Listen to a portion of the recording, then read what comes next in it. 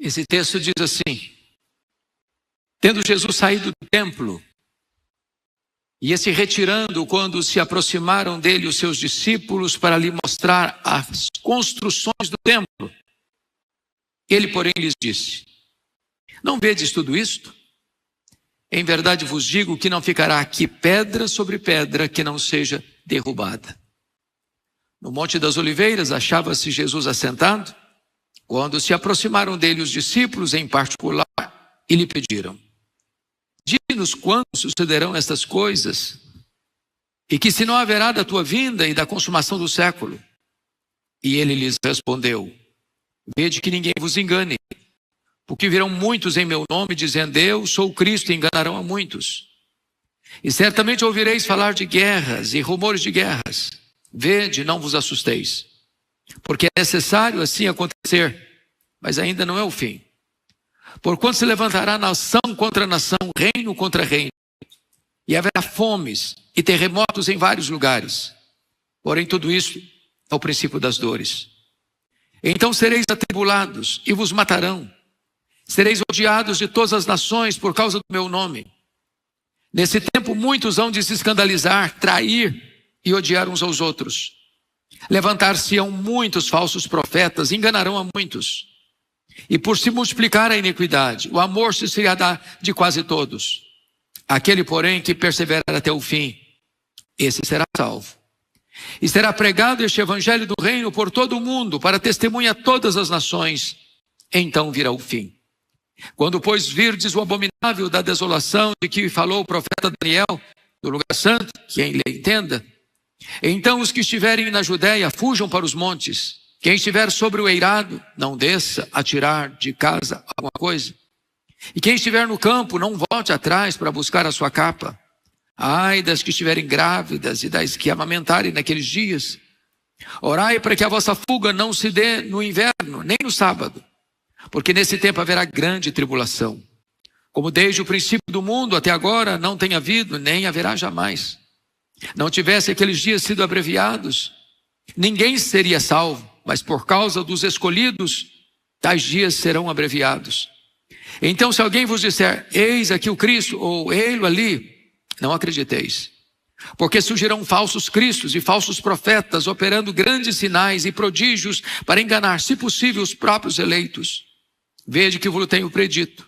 Portanto, se vos disserem, eis que ele está no deserto, não saiais, ou ele no interior da casa, não acrediteis. Porque assim como o relâmpago sai do oriente e se mostra até no ocidente, assim há de ser a vinda do Filho do Homem.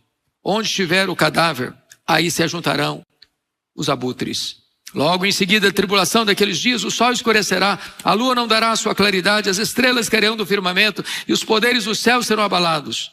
Então aparecerá no céu o sinal do Filho do Homem. Todos os povos da terra se levantarão e verão o Filho do Homem vindo sobre as nuvens do céu com poder e muita glória. E ele enviará os seus anjos com grande clangor de trombeta, os quais reunirão os seus escolhidos dos quatro ventos de uma a outra extremidade dos céus. Amém. Meus amados, hoje eu quero tratar com vocês sobre a segunda vinda de Cristo. E esta é a verdade magna, suprema, preciosíssima da fé cristã. Diríamos que a segunda vinda é a acrópole da nossa esperança. É o pináculo da nossa expectativa. Nós não caminhamos, como pensam os existencialistas, para um desastre fatal. Nós não pensamos, como imaginavam os gregos, que estamos dando volta, em círculo, sem direção alguma. A história caminha para uma consumação final. Caminha para a vitória de Cristo e da sua igreja. E esta vitória será consumada na segunda vinda de Cristo. Ela é certa, ela é segura, ela é inevitável. Jesus voltará. Assim como na primeira vinda, as profecias se cumpriram literal e rigorosamente, em detalhes. também a segunda vinda. As profecias estão se cumprindo e cumprir-se-ão rigorosamente. O plano já está traçado, a agenda já está feita. Esse dia já está marcado na economia de Deus, dentro da soberania de Deus. E Jesus voltará. Certamente ele voltará. Hoje eu quero tratar de 3 assuntos. Primeiro, a segunda vinda é assegurada por sinais claríssimos, apontados pelo próprio Jesus. Segundo ponto que eu quero tratar é que a segunda vinda é definida claramente pelo seu propósito. Para que ele voltará? E finalmente, em terceiro lugar, a segunda vinda é definida por suas características absolutamente eloquentes e claras. Vejamos então o primeiro ponto: a segunda vinda é assegurada por sinais evidentes e claros. Esse texto que nós acabamos de ler é o mais extenso, é o mais longo sermão profético de Jesus. E começa assim: tendo Jesus saído do templo, ia se retirando. Quando se aproximaram os seus discípulos para lhe mostrar as construções do templo. O ponto aqui é o seguinte: nós temos 3 templos relatados na Bíblia. O primeiro templo foi feito por Salomão. Era um grande palácio religioso. Era uma das obras mais monumentais da arquitetura daquele tempo. Esse templo foi destruído em 586 por Nabucodonosor. Então, foi construído um segundo templo, modesto, pequeno, em comparação ao anterior. Na época de Zorobabel, depois de Esdras, finalmente de Neemias. Esse templo, ele não chegou a ser destruído, mas foi profanado pelos Seleucidas. E agora Herodes o Grande, nomeado rei de Israel por César Augusto, querendo agradar os judeus, constrói, amplia e embeleza o templo de Jerusalém como um grande palácio de pedras de mármore branco bordejadas de ouro. Alguém já disse que aquele templo era como uma montanha de neve, tamanha sua beleza, sua pujança, sua grandeza, sua magnificência. Esses discípulos eram galileus, lá do norte, região rural, interiorana. E esses discípulos só vinham em Jerusalém no período das festas. E para eles que viviam no interior, chegar e ver aquela obra tão bela, tão majestosa, tão esplêndida, causava certamente admiração. E eles, quando Jesus está saindo do templo, para não voltar mais ao templo, eles chamam a atenção de Jesus: Senhor, veja isso, que construções. No texto de Lucas, que pedras, mármore branco, bordejada de ouro, um espetáculo, uma obra primorosíssima da arquitetura daquele tempo. E Jesus então responde: não vedes tudo isto? Em verdade vos digo que não ficará aqui pedra sobre pedra que não seja derribada. 40 anos depois dessa fala de Jesus, no ano 70, Tito Flávio cerca Jerusalém, porque a guerra judaica começara em 66, 4 anos de guerra. Então Jerusalém cai nas mãos dos romanos. Esse templo é queimado, é destruído, é arrasado e não fica de fato pedra sobre pedra. Então, prosseguindo, no Monte das Oliveiras achava-se Jesus assentado. Vamos entender isso. Se você pega a geografia, o Monte das Oliveiras está absolutamente na frente do templo. É como se aqui eu estivesse no templo, o púlpito fosse o Monte das Oliveiras. E Jesus estava lá de frente do templo, quando os discípulos chegam para ele em particular, dizem: Senhor, 2 coisas. Primeiro, dize-nos quando sucederão essas coisas. Que coisas? A destruição do templo. Segunda pergunta: e que sinal haverá da tua vinda e da consumação do século? Vejam vocês que eles estão querendo saber 2 coisas. Estão querendo saber quando esse templo vai ser destruído a ponto de não cair pedra sobre pedra. E eles querem saber quando será a segunda vinda e a consumação do século. E a pergunta é, que conexão haveria de existir entre a destruição do templo e a segunda vinda e a consumação dos séculos? E Jesus então começa a dar a eles os sinais. Primeiro sinal, versículo 4, vede que ninguém vos engane, porque virão muitos em meu nome, dizendo eu sou o Cristo, e enganarão a muitos. Notem que o primeiro sinal da segunda vinda é o engano religioso. É a proliferação de falsas igrejas, de falsos profetas, de falsos mestres, de falsos cristos, de uma falsa mensagem, produzindo falsos crentes, gerando falsas esperanças. E se há um sinal eloquentemente acontecendo hoje, é esse. Todo dia surge uma nova religião. O que eu não é de mais religião, nós temos de mais.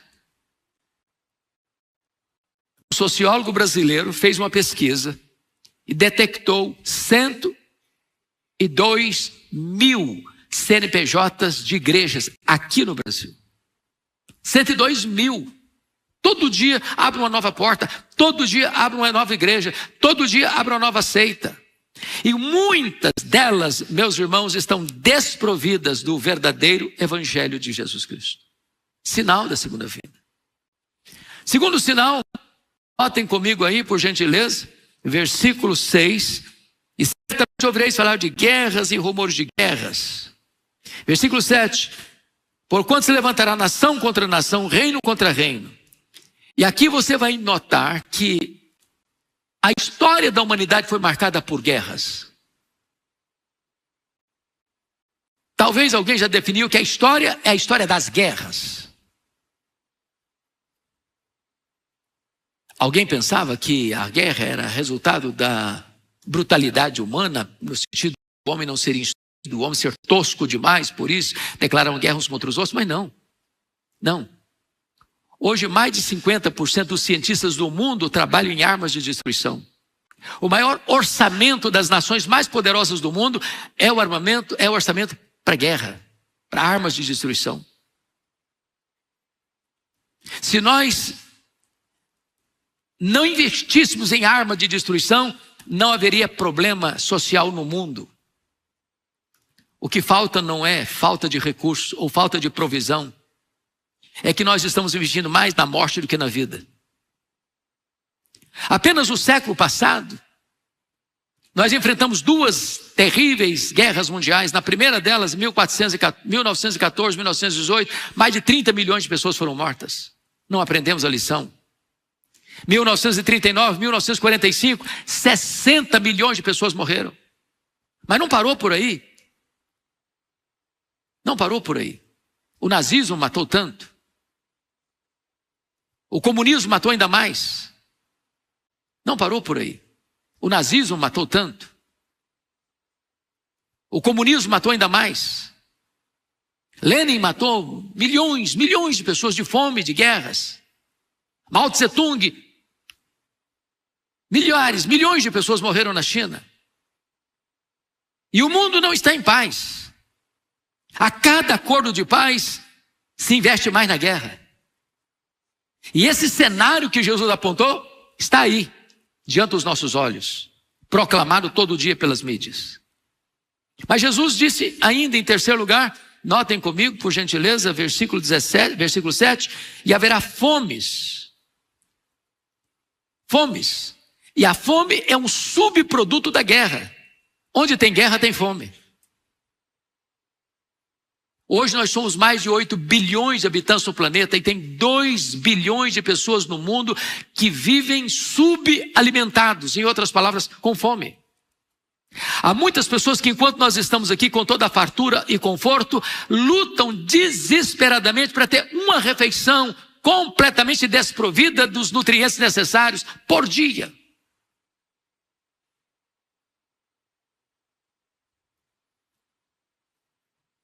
E este é um sinal da segunda vinda de Jesus. Haverá fomes. Mas o texto nos prossegue e diz no versículo 7, e terremotos em vários lugares. Lucas fala de grandes terremotos. Os terremotos sempre existiram.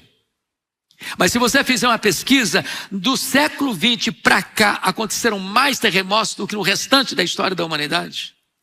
A multiplicação deles. Agora, recentemente, vimos a grande tragédia na Venezuela. Agora, preste atenção nesse ponto. Às vezes nós achamos que isso é apenas um fenômeno natural, que age aleatoriamente ao grande propósito de Deus. Mas quando você vai ler sobre as trombetas do livro de Apocalipse, que caem nos mares, nos rios, na terra, nos astros, nos homens, você vai ver que esses fenômenos que nós chamamos apenas de naturais, são trombetas de Deus chamando as pessoas ao arrependimento. Em quanto é tempo? Mas vejam vocês ainda, outro sinal está aí, por gentileza confira comigo no versículo de número 9. E sereis atribulados e vos matarão, é a perseguição religiosa. Irmãos amados, nós estamos vivendo isso hoje. O século 20 é o século da cristofobia. Enquanto nós estamos aqui nesse santuário, tem irmãos nossos que estão sendo presos, estão sendo torturados, estão sendo martirizados, porque tem uma Bíblia, porque proclamam o nome de Jesus. A perseguição religiosa é uma realidade hoje, dramática. Em muitos países hoje, você não tem liberdade de carregar uma Bíblia. Você não pode, até mesmo em países que eram chamados cristãos no passado, você não pode ir numa praça pública e abrir a Bíblia e pregar. Irmãos nossos estão sendo presos por isso. E a perseguição religiosa está posta aí. Mas veja outro sinal, por gentileza, versículo 12. E por se multiplicar a iniquidade, o amor se esfriará de quase todos. Pergunto a vocês. Vocês acham que esse sinal está acontecendo? A multiplicação da iniquidade?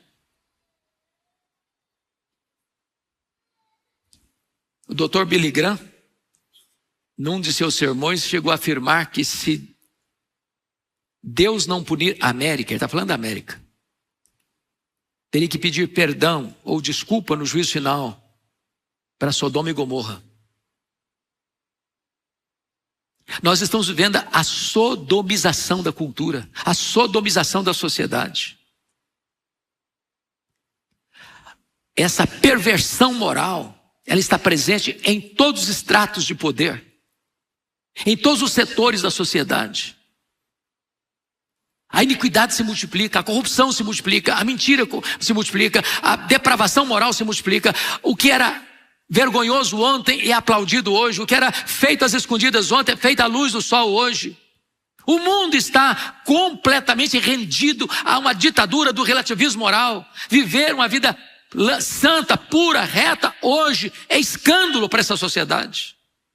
É puritanismo para essa sociedade. É alguma coisa vergonhosa.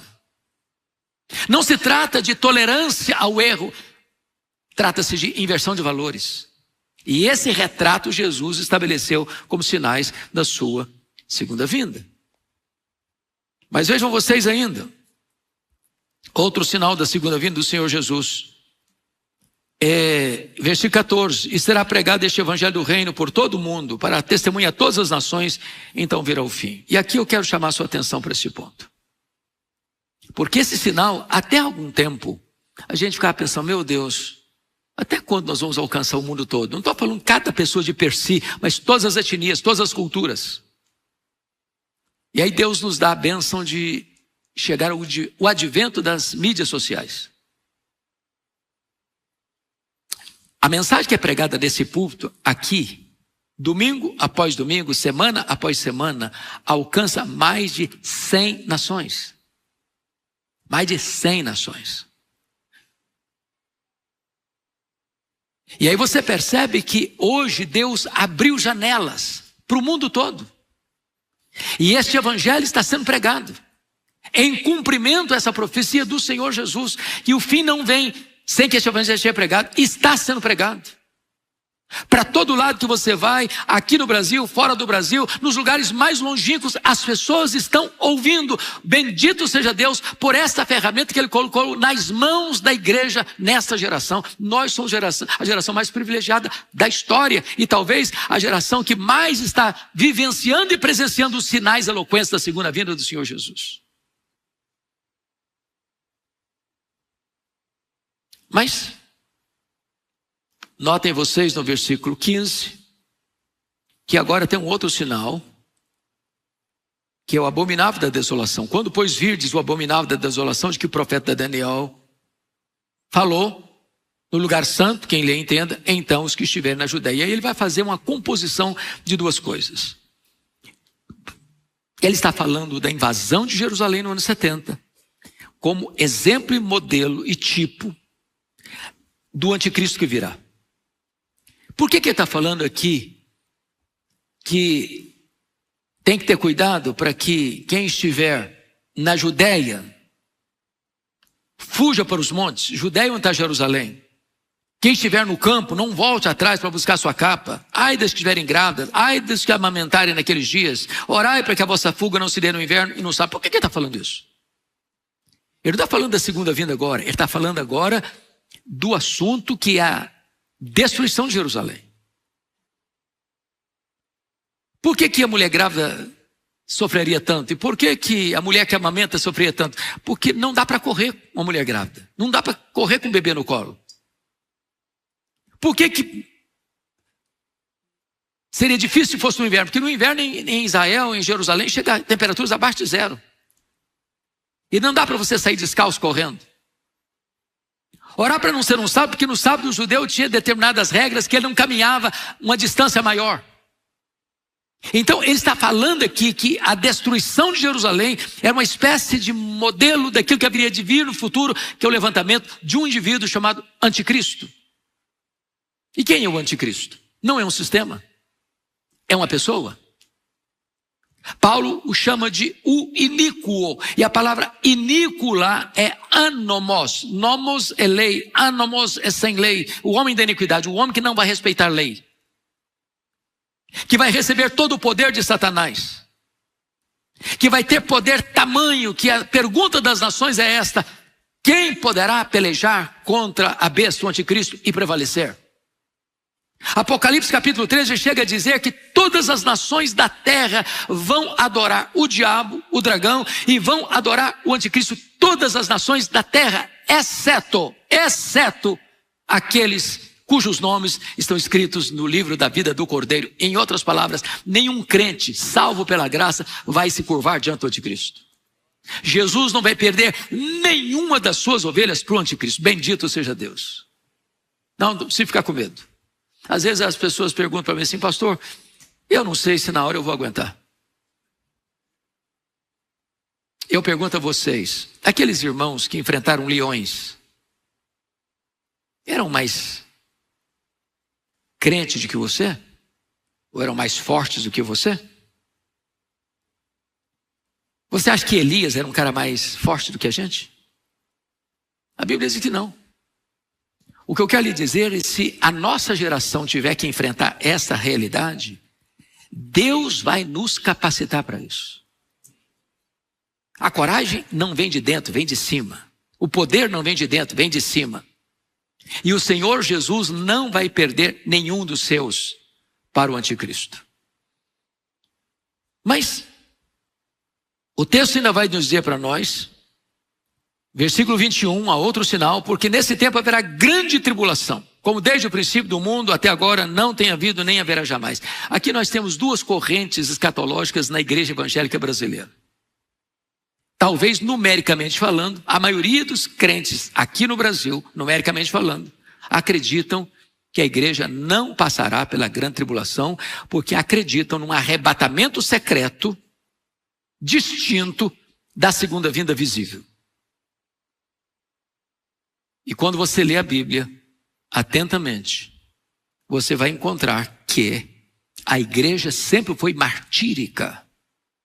Está lá em 2 Tessalonicenses capítulo 1, a igreja não será tirada da tribulação, no sentido de que ela não vai passar pela grande tribulação, ela vai ser tirada de dentro da tribulação. A segunda vinda de Cristo é única. É única. Arrebatamento não é coisa diferente de segunda vinda. A segunda vinda é que vai ter o arrebatamento. Portanto, a grande tribulação, ou a apostasia, ou o pouco tempo de Satanás, ou a manifestação do anticristo, são expressões diferentes para a mesma realidade, para o mesmo tempo. Enfrentaremos uma grande tribulação. São sinais. Quem tem ouvidos para ouvir, ouça. E quem tem olhos para ver, vejam. Eles estão aí. Mas vamos ao segundo ponto, que é o seguinte. Qual é o propósito? Ele vem para quê? O que vai acontecer quando ele voltar? Então, quando Jesus vier na sua majestade e glória, entre nuvens, o que vai acontecer? Primeiro fato que vai acontecer: os mortos vão ressuscitar. Está escrito em João 5, 28 e 29. Que todos os mortos ouvirão a sua voz e sairão dos túmulos. Uns para a ressurreição da vida, outros para a ressurreição do juízo. Desde Abel, todos vão ressuscitar. Não é que primeiro ressuscita crente, depois ressuscita ímpio, não. Todos vão ressuscitar na mesma hora, no mesmo tempo. Uns para a ressurreição da vida, outros para a ressurreição do juízo. Isso é um fato que vai acontecer. Corpo não mais perecível. Nós, os salvos pela graça, um corpo imortal, incorruptível, glorioso, poderoso, espiritual, celestial, semelhante ao corpo da glória do Senhor Jesus. Segunda coisa que vai acontecer em seguida: os vivos que estiverem serão transformados e arrebatados para encontrar o Senhor Jesus nos ares. Sabe por quê?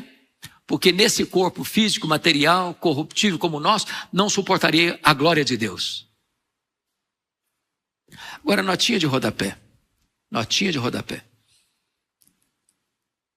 Antes dos vivos serem transformados, os mortos ressuscitam. Sabe o que significa isso? Significa que quem morre em Cristo não tem nenhum prejuízo em relação aos que permanecerem vivos. Por quê? Porque quando um crente morre, o que acontece com ele?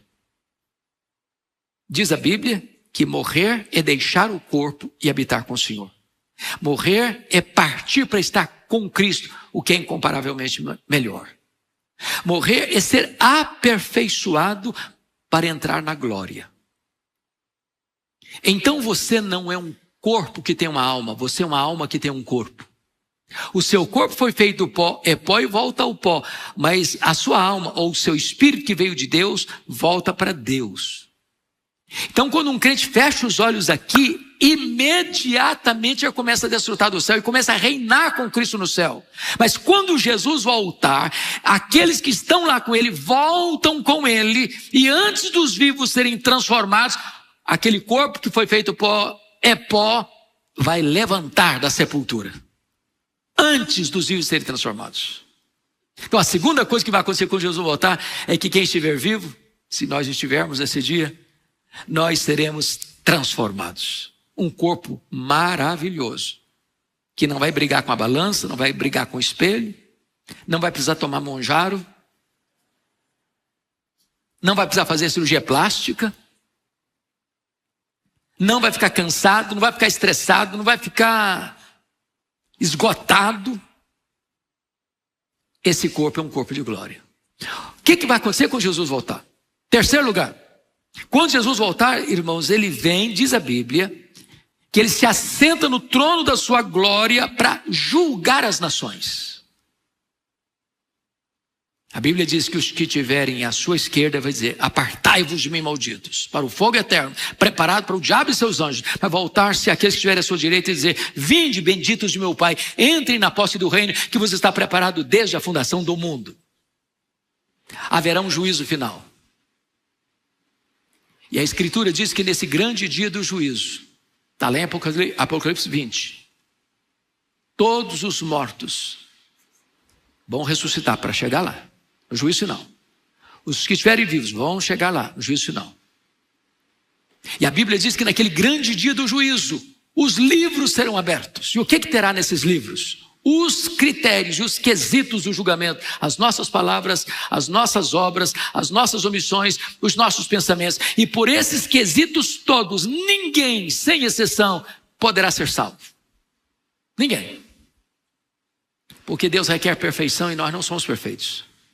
A Bíblia diz que se você guardar toda a lei, tropeça no único ponto de ser culpado da lei inteira. Por isso que um outro livro será aberto, o livro da vida do Cordeiro. Se seu nome estiver escrito no livro da vida do Cordeiro, você então entrará no gozo do Senhor, na bem-aventurança eterna, no seio de Abraão, na nova Jerusalém, com delícias permanentes e eternas. Ele vem, portanto, para julgar. Mas, em quarto lugar, ele vem para quê? Ele vem para colocar todos os seus inimigos debaixo dos seus pés, diz a Bíblia. E o texto de Apocalipse vai dizer que ele vai lançar no lago do fogo, na condenação eterna. Primeiro, o anticristo. Segundo, o falso profeta. Terceiro, o diabo. Quarto, o inferno. Quinto, a morte. Sexto, todos aqueles cujos nomes não estão escritos no livro da vida do Cordeiro.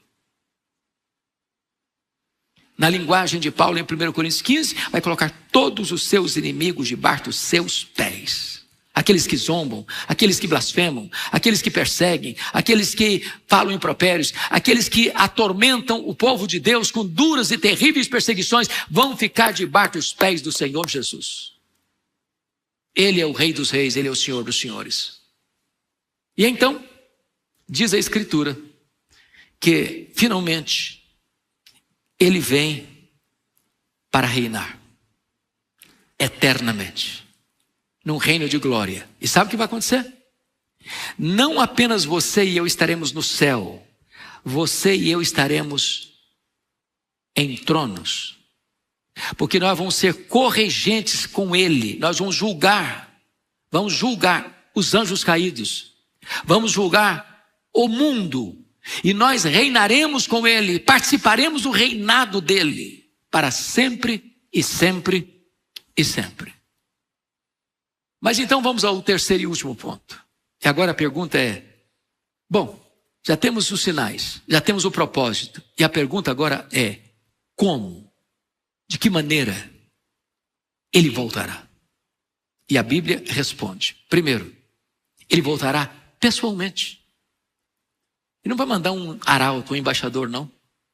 Quando os discípulos estavam olhando lá no Monte das Oliveiras, Jesus subindo entre nuvens, desceram dois anjos e disseram assim, varões galileus, por que estáis olhando para as alturas? Esse mesmo Jesus que subiu, do mesmo modo descerá. Ele voltará pessoalmente.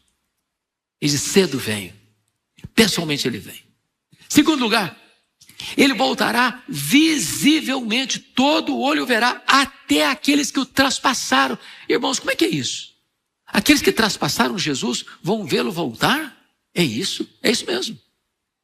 Então pense comigo. Pense comigo aqui. O sinédrio judaico que cuspiu no rosto de Jesus, que esbordou a cabeça de Jesus. Pense comigo, lá no pretório romano, Jesus sendo espancado, vilipendiado. Aqueles homens brutais, com aqueles chicotes, com correias de couro, com pontas de osso na ponta, que arrancavam a carne. Eles vão ressuscitar. Todos os mortos ouvirão a sua voz e sairão dos túmulos. E eles verão Jesus na sua glória. Visivelmente. Os déspotas, os ditadores, os criminosos, aqueles que derramaram sangue, eles terão que ver Jesus vindo na sua glória e contemplar o Cristo da glória. Eles vão ressuscitar para isso, antes de serem lançados no lago do fogo. Será visível, todo olho verá, vai ser o fato mais público da história. Terceiro, como Jesus voltará? Diz a Bíblia que ele voltará audivelmente. porque ouvida a voz do arcanjo, ressoada a trombeta de Deus com um grande e forte clangor de trombetas. Não vai ser apenas o evento mais público, vai ser o evento mais audível da história. Até os surdos terão que ver e ouvir a volta do Senhor Jesus. Como ele voltará? Diz a Bíblia ainda que ele voltará repentinamente. Vai ser como o relâmpago que risca os céus do Oriente ao Ocidente. Nas palavras do apóstolo Paulo em 1 Coríntios 15, vai ser no instante. E a palavra instante no grego é átomos, de onde vem a palavra portuguesa átomo. E essa palavra era a coisa tão rápida que era a palavra usada, por exemplo, para você abrir e fechar os olhos.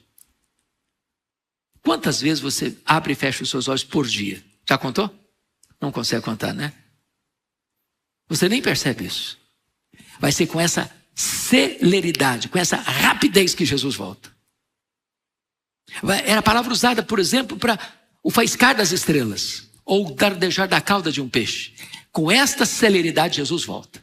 Em outras palavras, não vai dar prazo de você se preparar de última hora.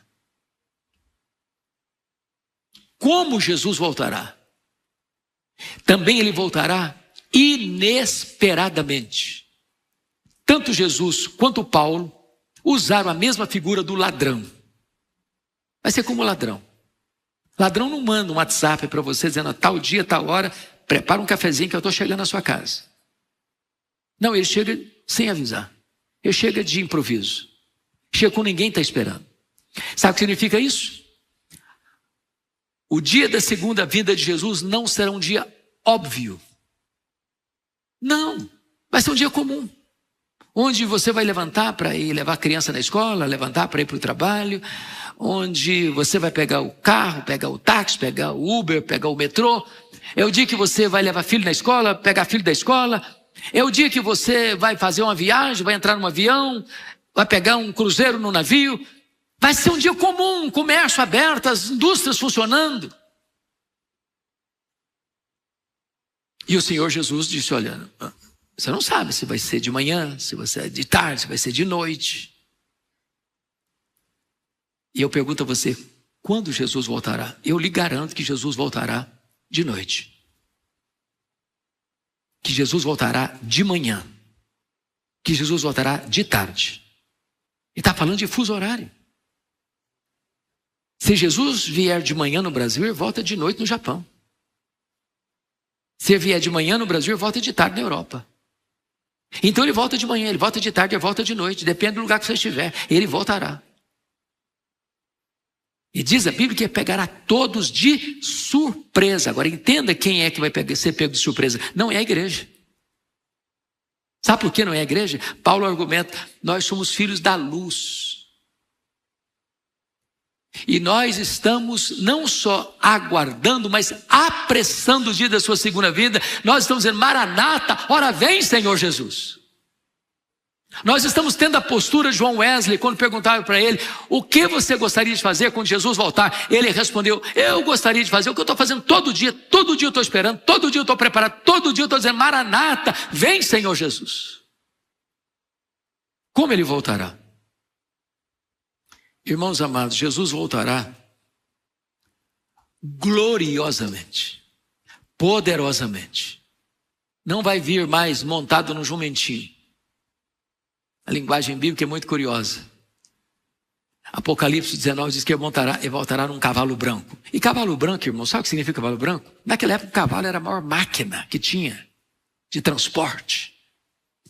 Se você pensar numa Ferrari, hoje a Ferrari fica abaixo do cavalo daquela época. Ele voltará como Rei dos Reis, como Senhor dos Senhores. Não virá mais como Salvador, virá como juiz. Não virá mais para salvar, virá para julgar. Não virá mais com a vestimenta de servo, ele voltará com a vestimenta de Rei dos Reis e Senhor dos Senhores. Será uma vinda esplendorosa, gloriosa, majestosa. Os ímpios vão ter tanto medo, que vão tentar se esconder nas cavernas. Os ricos, grandes, pequenos, todos. mas será inescapável. Vai ser um dia de trevas para um dia de luz para os outros, de tristeza para uns, de glória e gozo inefável para os outros. E nós estamos aguardando o nosso rei voltar. Essa é a nossa esperança, essa é a nossa certeza, essa é a nossa expectativa. Bom, dito isto, eu quero concluir fazendo uma pergunta a você. Você está preparado para a segunda vinda de Cristo? Você anseia por ela? Ou você está gostando tanto desse mundo que você nem quer que ele volte?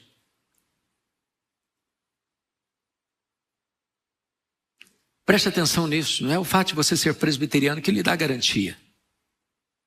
Não é o fato de você ser reformado calvinista que lhe dá garantia. Não é o fato de você conhecer verdades bíblicas sobre esse assunto que lhe dá garantia. O Senhor Jesus contou a parábola das 10 virgens. Externamente eram iguais. Todas elas estavam vestidas do mesmo jeito. Todas elas tinham lamparina nas suas mãos. Todas elas esperavam o noivo. Todas elas queriam encontrar com o noivo. Mas quando a hora chegou, 5 delas estavam despreparadas. Não tinha azeite na sua lâmpada. E não dá para comprar, não dá para pegar emprestado. Sua vida espiritual é intransferivelmente responsabilidade sua. Ninguém pode substituir você, nem socorrer você naquela hora. Se você não estiver preparado, a porta estará fechada para sempre. Por isso a Bíblia diz, se hoje você ouvir a voz, não endureça o seu coração. Porque hoje, agora, é o tempo oportuno de Deus. Ele descerá. E você subirá com ele? A decisão é sua. E a decisão deve ser feita agora, porque amanhã pode ser tarde demais. Eu queria que você curvasse a sua fronte, que você fechasse os seus olhos e nós vamos orar.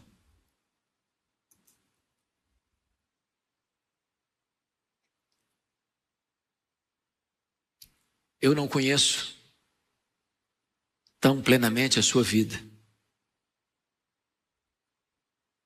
E hoje eu não vou lhe perguntar se você já é membro desta igreja, ou se você já foi batizado nesta igreja, ou em outra igreja evangélica, ou quanto tempo você tem de crente. Se você é um líder espiritual, se você é um professor de escola bíblica dominical, ou se você dirige algum departamento da sua igreja, ou se você canta no louvor, ou se você é filho de crente, neto de crente, eu não vou fazer essa pergunta para você. A pergunta que eu lhe faço é esta. Hoje, você está pronto? Você está preparado? Se Jesus voltar nesta noite, você está pronto para estar com Ele? Você ouvirá dos lábios de Jesus, vinde bendito de meu Pai. Entre na posse do reino. Está preparado para você? Você foi fiel no pouco, agora sobre o muito eu vou colocar você.